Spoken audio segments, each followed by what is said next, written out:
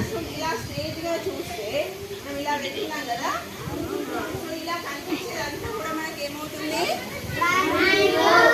అంతా కూడా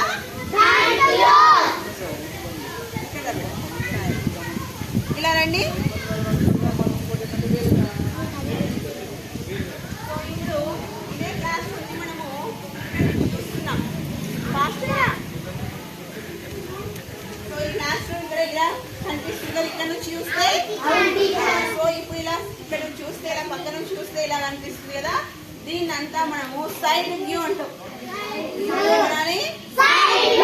ఇదంతా కూడా సైడ్ వ్యూ.